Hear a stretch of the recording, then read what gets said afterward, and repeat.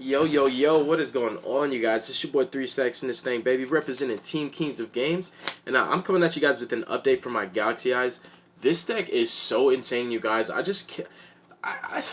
This deck is a sleeper, like high key sleeper. I mean, this deck, every time I pick it up, I just do so good with it. It doesn't make sense. This deck is so insane. I mean, the boards don't have to be ridiculously oppressive. It's the fact that the boards are so good that they're decent to be considered a caliber that's one niche above tier 2, and that they're free. You're making insanely powerful boards. Well, not insanely powerful. That's an exaggeration. I'm sorry. Let me step back and calm down.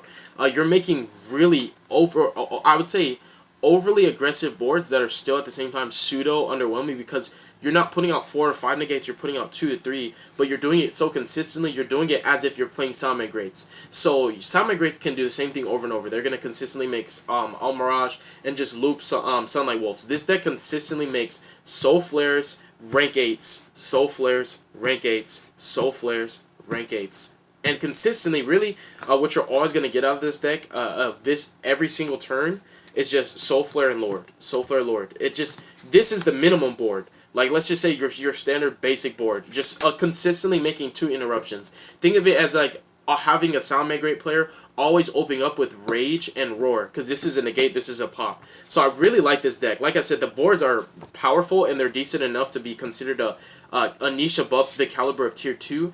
And the fact that the deck's so consistent, it recycles and recurs its resources. Its grind game is really good because of cards like Soul Flare and the mechanic of Lord just searching on your opponent's turn, adding Photon Sanctuary.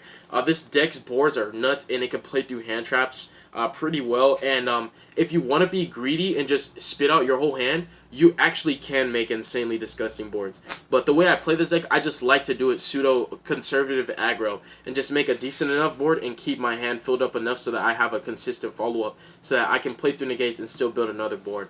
But if you just want to be greedy and spit your whole hand out, you can legitimately make boards like where you just go Soul Flare, drop a rank A here, link him off, and then put an infinity there. Like, you literally would do stupid stuff like that. Because that new card, Nebula Dragon, and that other level 8, Galaxy Spiral or whatever, I forgot it is. It's just insane. But yeah, that's enough blabbing, you guys. I'll get into the main deck.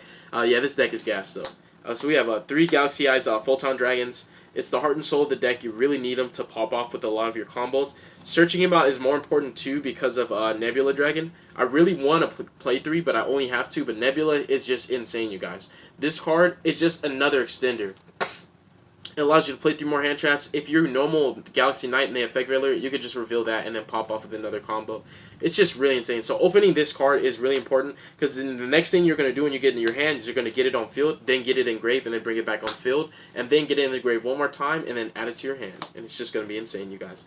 The fact that you just loop this so many times, oh my goodness, this card is insane. Just by itself, it's like a battle god. Pretty much, it can be destroyed by battle, because if you try to attack it, it just uses its effect to banish whatever is attacking it.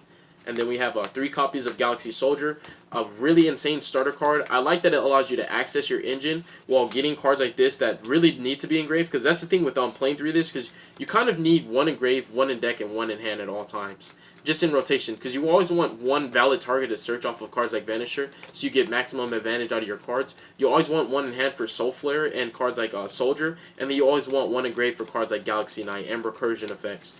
So the fact that he allows you to get that kind of setup where you're getting cards you need engraved and also getting cards you need in hand just makes Galaxy Soldier a really insane starter card, and it baits out hand traps because they want you to neg 1. So if you open this Knight and him, and you just discard him to special and they Ash it or Veiler it, you can just normal Knight follow up and still make a play.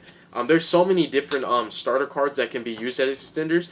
So that's the beauty of this card, of this deck. I know it sounds like I'm rambling, but really everything I'm saying is for a purpose, because I played this deck for a very long time. I played it even before the new support came out. Then I sold it, picked it back up again. I've been playing it since like 2013, on and off. So I'm saying it because like everything about this deck is for that purpose. So like when you get hand trapped in this deck, So it has a ton of starters, but when you get hand trapped in this deck, your starters are so flexible that they can turn into extenders. So that's the beauty with a deck like Galaxy Photon, because it has all these searchers and all these starters, but they're so flexible that in any point in time that you get hand trapped and your opponent tries to stop or interrupt the play, those starter cards, because you have so many excess starter cards, they can be used as extenders. And not every deck can do that. Like some decks, like for example Mathematician, because it requires a normal summon, if you normal summon and it gets interrupted, Mathematician is a starter that can no longer be used as an extender, because if you have another Math Man in hand, you can't use it. So does that make sense? You feel me? I'm going to continue with the profile. I'm not going to try to get on anybody's nerves, but everything I say is for a purpose, and I give this information for my viewers and my subscribers because I want you guys to be educated, and I want you guys to know what you're doing. And also, whenever you play any deck list of mine, I don't ever want you guys to pull up and play it and scrub out. Next up, we have 3 copies of Orbital. Again, a starter that can be used as an extender at any time when you get hand trapped. This card is insane. Just making even more ridiculous boards because you can equip it to your rank 4. Make him 2k attacks. Now he's indestructible, and he can't be destroyed by battle, so he can't be targeted by card effects, can't be destroyed by card effects, and he can't be destroyed by battle. So Titan's not outing that. You pretty much have to have Orcus, but you have the gates for your Orcus matchup. This card is just insane. Sometimes just leaving him equipped to a monster is insane, but his effective search is ridiculously good. This card is just way too good. It's probably the best card, the best searcher, because it doesn't require a discard. All you just need is a wild monster on the field, and it's the easiest to use. This requires a discard. This eats up your normal summon, and this is just not as good of a searcher. But these are all searchers, so these just allow you to get more consistent access to your engine. Because with Galaxy Eyes Photon, a lot of your combos, you generate a ton of advantage off of 2 to 3 cards, but you do have 4 card combos, like insane 4-card combos where you just make stupid boards. Stupid boards. And you don't have to open very specific because you have so many searchers. You can just open the searchers and still get the cards you need anyways. So these are pretty much all my starter cards that can be used as extenders in certain points. This cannot be used as an extender unless you didn't eat up your normal summon already, but it can search out your extenders. So it can be used as an extender in the term of that regard because you can still search your extenders off of it. Then we play 2 Knight. Knight is one of the cards that you really ideally want to normal summon to start your combos up. But with the pretty much the deck, because it's not as linear as it used to be, and it has so many different ways to access and exploit the rank 8 avenue and just kind of generate that advantage, this being stopped doesn't stop your turn anymore. But back in the day, Knight used to be like pretty much your only play. It was like if you normal Knight and they stopped it, you just really, it's like you have to have like Guardian of Order or something. Next up, we have 2 Galaxy Brave. I really like 2 in this list because this list is trying to make more rank 8s, more than 1 rank 8 every turn. I'm consistently trying to make Soul Flare and 2 rank 8s and still keep 2 to 3 cards in hand for my follow-ups. So I just really need extenders like him. Nebula Dragon's another extender like that. So if you see my rank 8 extenders, I play like a lot of 2-ofs on them. So I play 2 Galactic Spirals, 2 Nebulas, 2 Braves, and then I play the 2 Knights. I like playing 2-ofs on all the rank 8 extenders because pretty much all of them are hard once per turn. You can't use any of these more than once per turn. And also drawing too many of these in the same hand, it can be bad. Like drawing Knight plus this can be terrible, and drawing this plus this can be terrible. So it's just you want to see these cards, but you don't ever want to see more than one of them, and you also never want to see a combination of too many of them, if that makes sense. So they're the perfect group of 2-ofs, but they're insane extenders. But this is not really an extender because it requires a normal summon, but these are all extenders. Then we play 2 Photon Advancer, another extender. Your boards are pretty insane, but making Soul Flare, not pretty insane, but they can be considered like above tier 2. So that's why I say it. Some people would really look at it and be like, that's insane. Because for me personally, 3 negates isn't that great because I play Herald of Perfection in other decks, so I'm used to playing decks that make more negates than that. But for other people, they'd look at boards this deck make and they'd be like, yeah, that's insane. So I'd probably say that. But making Soul Flare is the first thing you need to do. So having more extenders, just the fact that they are lights, and all you need is one of them to have 2,000 or more attack, you just make Soul Flare. So a lot of times this either makes Soul Flare or it makes the rank 4, the Starleech Photon Blast, which is insane to protect your boards and to get the Big Daddy back on your field on your opponent's turn. Then I play 2 Thrashers. Thrasher can only be used as a starter card. Only as a starter, so he's not as flexible, and I don't like 3 because even though drawing him and opening him can be good, after turn 1 you just it's a terrible card. Like, I've never really realistically summoned a second Thrasher a duel, like, ever. So I just like two, and then I play the Rhoda to search out the Thrasher whenever I need it. And then really good one of that most Galaxy players should consider playing is Cleric. Cleric keeps you in the game.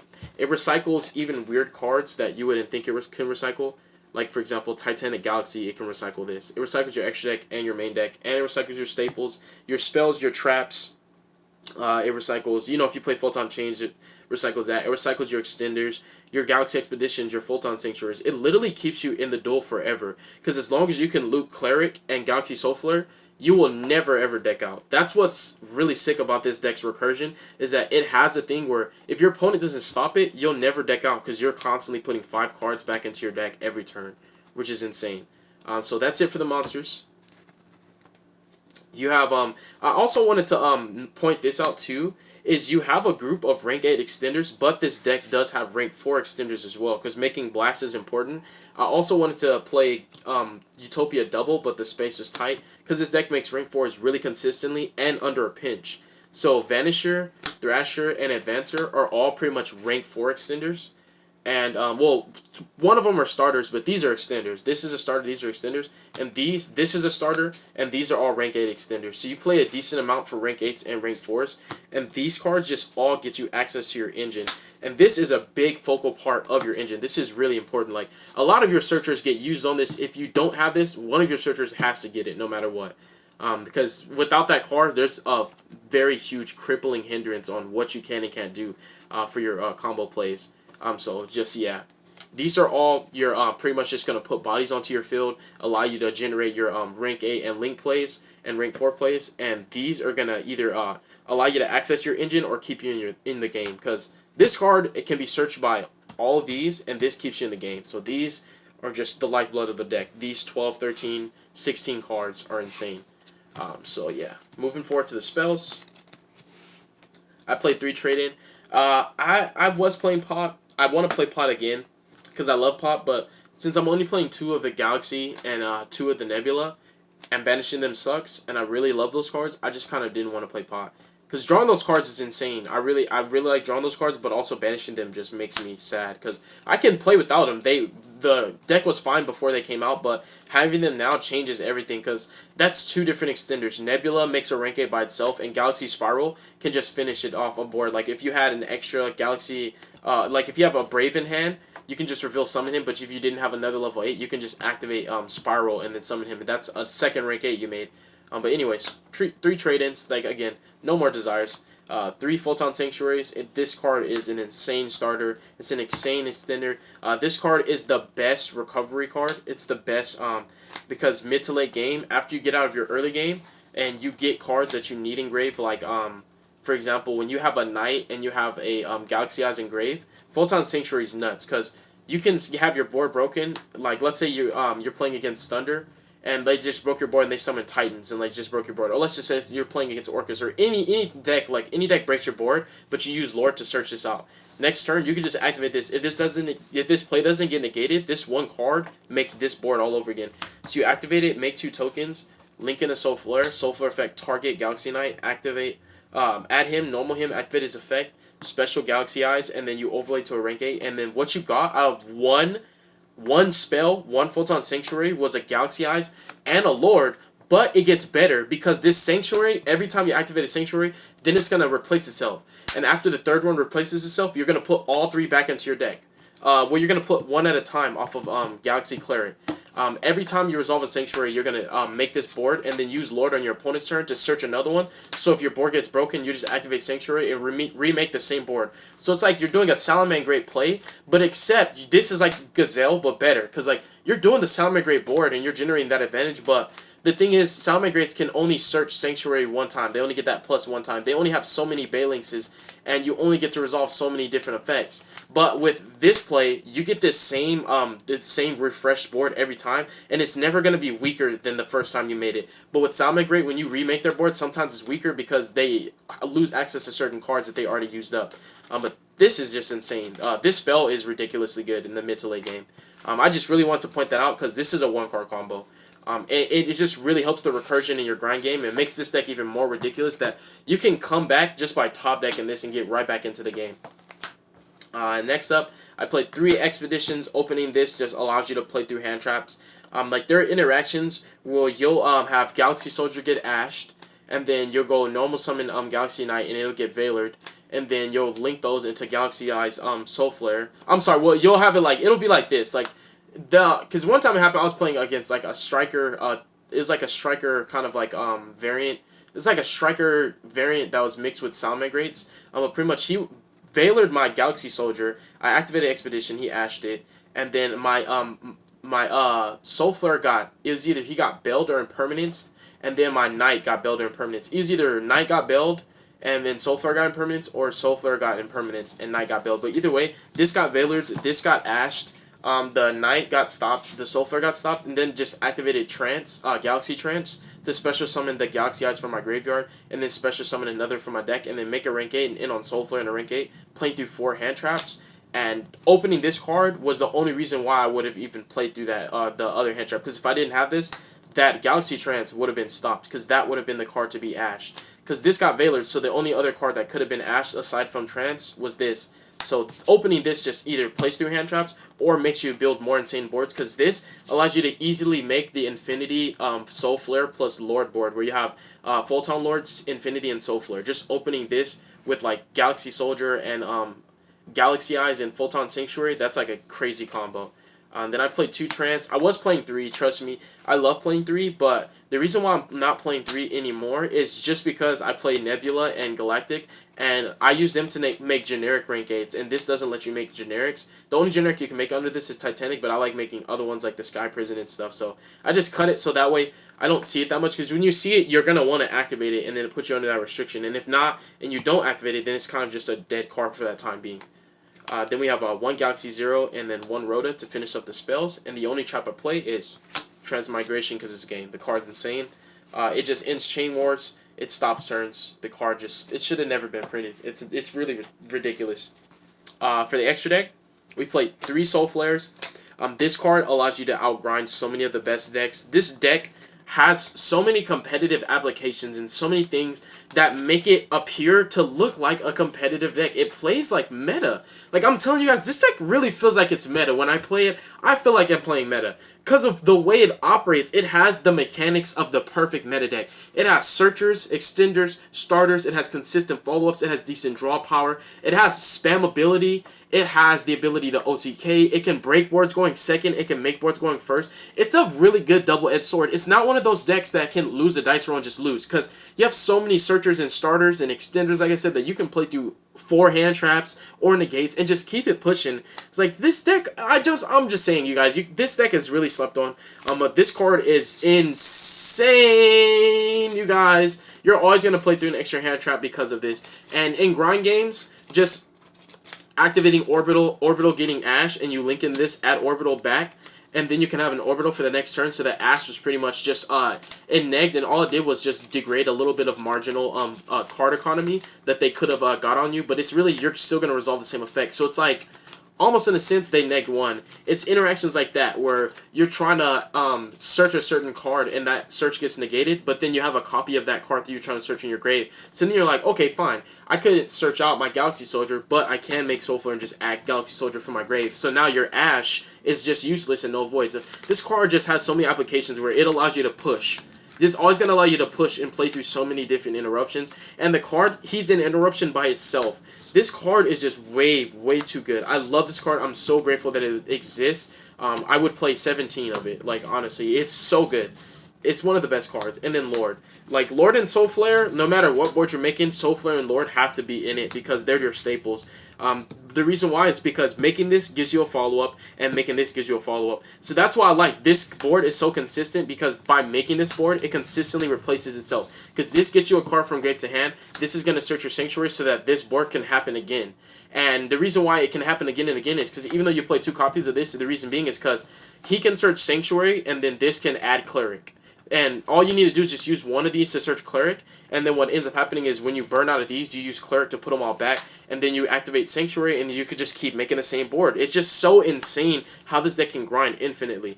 I play Felgrand. as a generic. The reason being, even though you have Lord for monster negations, the reason being is because you can go double monster negation, because Lord's hard once per turn, so you can't summon two and get both effects. So having Lord and Felgrand for combo decks is just really good. Having Soul Flare, Lord, and Felgrand, because you get double monster negation and the pop, so that you can just body combo decks. And then we have one copy of Titanic Galaxy. The protection from getting Soul Flare attacked is relevant too, because Pankratops can really deal with a lot of cards in your board. Just attacking over, for example, your rank 4, so that they can just pop another card, because now they can be targeted, sucks. But having him just changes that. So Titanic's insane. You can make him under Trench, so it makes him even a better card, because under that restriction, he's a generic rank 8 that you can still make with a archetype specific restriction. So Soul Flare, Lord, and Titanic's aboard. Soul Flare, Lord, and Felgrand's aboard. Sometimes I go Lancelot, Lord, Soul Flare, but Lancelot's the last card I make. You can only make this if you didn't activate Sanctuary, but you can always make these on the Sanctuary because they're light. But you're gonna negate the first thing that happens. That's why I like this, because it's a forcible -1. Your opponent just has to be like, all right, I have to think of a card that I can just get rid of right now. It's a terrible negate. That's why a lot of people don't play it, but I actually think it's a great negate, because it's a weird mind game that forces your opponent to be like, all right, let me figure out what I need to get rid of out of my hand. And once you get rid of that, you already know what deck you're playing, so now you know how to interact with them. So Lancelot's insane. And going second, he breaks boards, just attack directly, pop a card, they use an effect to negate, then he's like effect to negate the negate. He's really good. Then we have for breaking boards, because these are really good for making boards. My Sky Prison also is currently in my Thunder extra deck. But when I play this deck competitively and take this to regionals and stuff, I swap out Lancelot and put in the Safanad Sky Prison, because locking your opponent from summoning from the graveyard just bodies the Orcus matchup. It kills Infernoids, it can slow down Strikers, it can slow down Salamangreats exponentially, and it can be pseudo good against Thunder. So this is always going to be the Safanad Sky Prison when I play competitive. But for right now, because I only have one Sky Prison, I just kind of put the Sky Prison in Thunder and just play this as like a filler. And then we have this for breaking boards going second. This package is really, really, really good. And this is just to body Thunder. You summon this guy, go into battle phase, negate all the Colossuses so that you can search, link him off into a Soul Flare. Well, of course, you're going to attack one of the Colossuses, link him off into a Soul Flare, main phase 2, and then full combo and body him. Then we have Infinity and Nova, and then we have one Blast. Infinity Nova, just really nice that this deck can make it. If I had a slot, I would definitely make a Pleiades. Just because you can, it allows you to have a better matchup against Thunder and other decks like that, where you have an interaction where you can just bounce a Colossus or a Thunder or a Titan, and this card just gives you follow-ups and it protects your board, so it's insane. And that is the deck profile, you guys. Side deck, I would show it, but I kind of just, the side deck for this is almost identical to my Pendulum side deck, so if you guys see my Pendulum side deck, you'll see exactly how this side deck is. And, yep. I know that was a pretty in-depth profile. For those of you who stuck through it, thank you guys very much. I appreciate you for your patience. God bless you guys. Make good choices. Don't hurt your brain cells. Stay tuned for future content. And you guys have a wonderful day, all right? Peace.